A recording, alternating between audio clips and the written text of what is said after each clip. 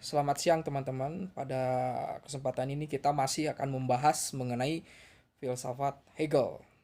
Oke. Orang tidak dapat mengerti buku Kapital atau Das Kapital karangan Marx dan terutama pasal pertamanya secara sempurna kalau ia belum mempelajari dan menangkap seluruh logika Hegel. Kalimat yang mengherankan ini berasal dari Lenin.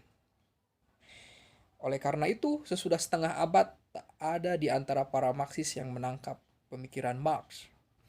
Waktu Lenin menulis kalimat ini sekitar waktu Perang Dunia Pertama, Lenin memang mempunyai banyak waktu untuk membaca. Ia berada dalam pengasingan di Zurich. Baru pada bulan Maret 1917, waktu Dinas Rahasia Angkatan Bersenjata Kerajaan Jerman eh, menyelundupkannya ke Finlandia dalam harapan bahwa subversi Lenin akan melumpuhkan daya juang tentara Rusia. Harapan mana memang terpenuhi dalam perjanjian perdamaian Brest dan Litovsk bulan Maret 1918. Namun terlambat untuk menghindari kekalahan Jerman, berakhirlah tahap kontemplatif dalam hidupnya. Sebagaimana kita ketahui, 6 bulan agitasi partai Bolsheviknya berakhir dengan perebutan kekuasaan oleh Lenin dalam revolusi Oktober tanggal 7 November 1917. Sesudah itu pun Lenin sibuk dengan masalah-masalah praktis. Bagaimanapun juga mengherankan dan mengagumkan bahwa Lenin mempunyai stamina untuk membaca seluruh 3 jilid logika besar Hegel, yang termasuk tulisan filosofis yang paling sulit yang ada. Pada waktu itu, Marxisme ortodok di bawah pimpinan Kautsky dan Bernstein seakan-akan sudah melupakan Hegel. Marx dipahami secara ekonomis dan mekanistik semata-mata. Kalimat Lenin itu sendiri di kalangan komunis sebenarnya kurang diketahui. Akan tetapi dalam tradisi pemikiran Marx, Hegel selalu menjadi acuan dalam usaha untuk menggali makna Marxisme yang sebenarnya. Setiap pengikut Marx tentu pernah membaca dua alinea dalam kata penutup edisi kedua jilid 1 Das Kapital, di mana Marx menjelaskan sikapnya terhadap Hegel. Waktu aku mengerjakan jilid pertama Kapital, para pewaris muram, sombong, dan tak bermutu yang sekarang bersuara besar di kalangan cendekiawan Jerman seenaknya memperlakukan Hegel sebagai anjing mati. Oleh karena itu, aku mengaku secara terbuka menjadi murid pemikir agung itu. Mistifikasi yang diderita dialektika dalam tangan Hegel tidak mencegah bahwa ia, untuk pertama kalinya, menjelaskan bentuk-bentuk umum gerakannya secara menyeluruh dan sadar. Pada Hegel, dialektika berdiri di atas kepala. Ia harus dibalikkan untuk menemukan inti rasional dalam selubung mistik. Penemuan kembali hakikat Marxisme dalam abad ini justru terjadi seakan-akan sebagai gerak kembali kepada Hegel.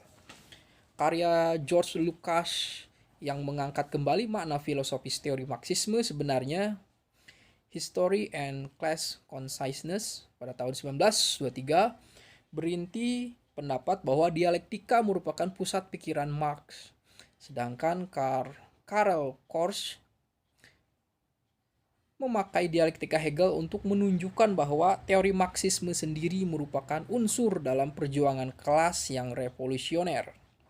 Tokoh-tokoh seperti Ernest Bloch atau Antonio Gramsci pun bertolak dari benang Hegel dalam pemikiran Marx. Bahkan dalam Poprosi Filosofi, pertanyaan-pertanyaan filsafat, majalah resmi para filsuf Soviet yang ortodok, kita dapat membaca bahwa tidak jarang si ahli dialektika Hegel mengalahkan si idealisme Hegel. Meskipun pada umumnya yang terakhir memang menang yang terhadap yang pertama. Betapa fundamental pengaruh Hegel atas para pemikir teori kritik mazhab Frankfurt, Mark Horkheimer, Theodor Adorno, dan Herbert Marcuse tidak perlu dijelaskan di sini. Begitu kuat pengaruh Hegel pada mereka sehingga gaya berpikir mereka sering disebut Hegelian muda. nama yang dulu diberikan kelompok radikal yang semula menjadi kawan-kawan Marx muda seperti Bruno dan Edgar Burr dan Otto Ruge. Buku pertama Herbert Marcuse adalah mengenai Hegel, Reason and Revolution, Hegel and the Rise of Social Theory. Disertasinya di bawah bimbingan Heidegger pun tentang Hegel. Dapat disebut tipikal bagi pendekatan dasar seluruh aliran filsafat kritis dan Marxis terhadap Hegel. Marcuse menunjukkan bahwa hanya pakaian luar pemikiran Hegel yang konservatif, sedangkan dinamika mendalamnya adalah revolusioner. Itu kata Herbert Marcuse. Jadi di luar itu seperti konservatif, tapi esensi pemikiran Hegel itu adalah revolusioner. Itulah sebabnya aliran kritis dan Marxis menganggap diri berdasarkan pada Hegel dan tetap meskipun secara kritis menjunjung tinggi pemikirannya.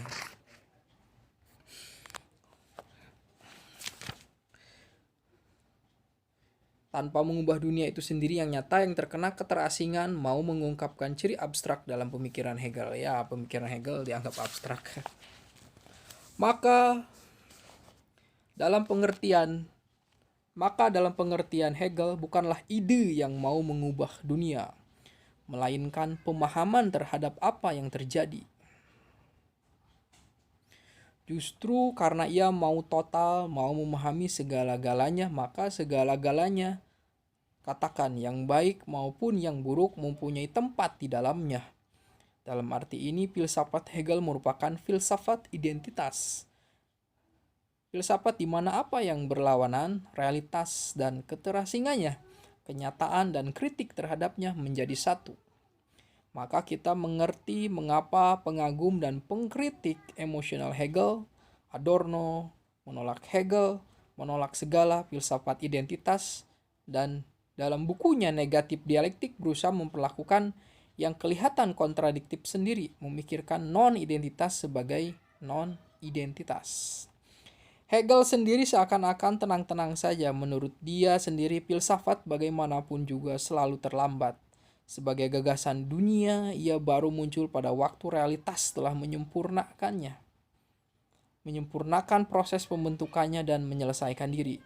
Hegel membandingkan filsafat dengan burung hantu, lambang Dewi Minerva, yang sekaligus Dewi kota Athena dan Dewi filsafat. Suasana terasa resinatif kalau Hegel mengakhiri kata pengantarnya terhadap Philosophy of Right-nya. Apabila filsafat melukiskan abunya dalam abu, sudah tidak panas seperti warna-warna lain, sebuah sosok hidup telah menjadi tua, dan dengan abu atas abu, dia tidak dapat dibuat menjadi lebih muda, melainkan hanya dapat dimengerti. Burung hantu Dewi Minerva baru mulai berterbangan apabila senja sudah tiba. Justru sebagai filsafat, pengertian mutlak pemikiran Hegel menampakkan contoh khas bagi apa yang dimaksud Marx dengan tesis Feuerbach nomor 11 yang termasyhur. Tesis Feuerbach nomor 11 yang termasyhur. Para filsuf hanya memberikan interpretasi berbeda pada dunia. Yang perlu adalah mengubahnya. Sebagai zaman dalam bentuk pikiran, filsafat tampaknya tidak dapat mengubah apa-apa. Bahkan rasanya dapat memadamkan api dalam hati mereka yang masih ingin mengubahnya. Filsafat Hegel nampak sebagai lawan dari sebuah teori kritis, sebagaimana dimaksud Marx muda dan mazhab Frankfurt dalam rumusan Habermas. Paham sebuah teori Marx, teori masyarakat yang diciptakan dengan maksud praktis. Kesan filsafat Hegel pada umumnya itu masih diperkuat kalau kita membaca Philosophy of Right-nya. Sebagian besar kata pengantar terdiri dari polemik berlebihan yang bahkan berbau oportunis. Seakan-akan Hegel yang baru beberapa tahun menjadi profesor di ibu kota Prusia Berlin dalam situasi politik di mana reaksi anti-liberal sedang memuncak dan banyak profesor yang dianggap terlalu kritis atau progresif dipecat, bahkan ada yang ditahan. Mau membuat diri berkenan di hati penguasa Prusia, melawan profesor-profesor yang mengkritik pemerintah.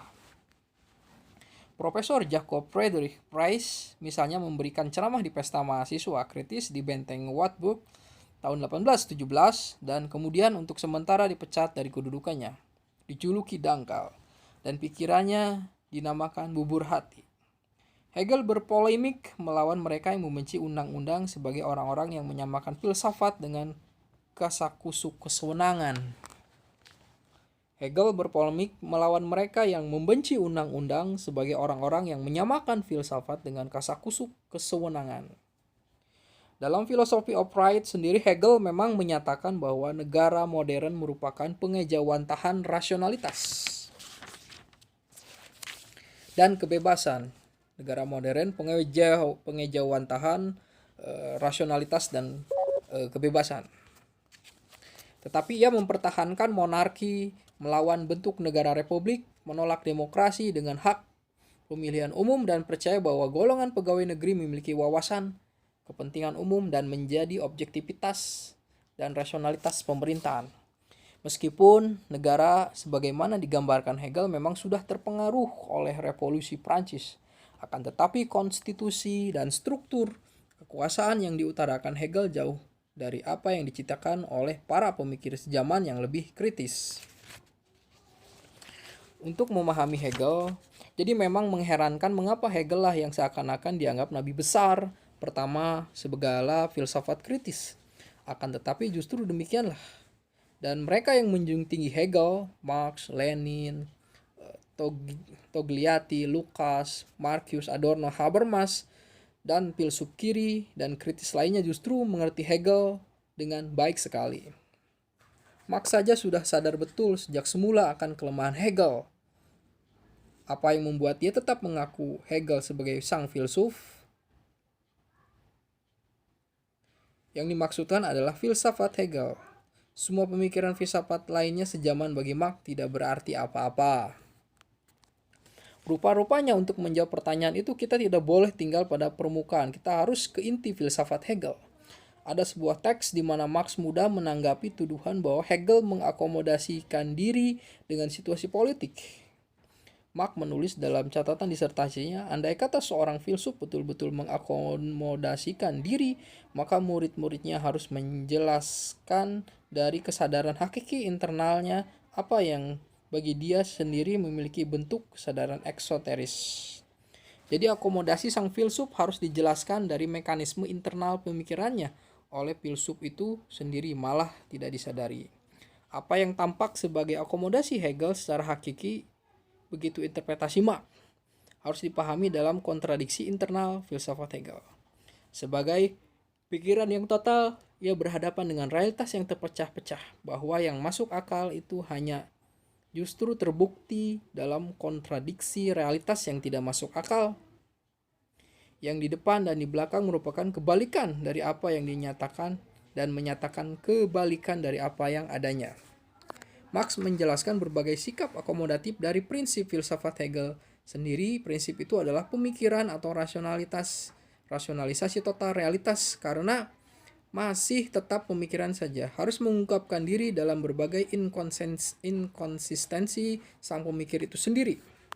Interpretasi itu jauh daripada membuat Karl Marx mendadak menolak pemikiran itu, membuatnya menolak kritik para murid Hegel terhadap inkonsistensi itu. Marx sendiri sebaliknya mencari inti rasionalitas pemikiran Hegel, karena ia yakin asal saja kelemahan dasar Hegel diperhatikan betul, yaitu bahwa ia tetap hanya dalam pemikiran.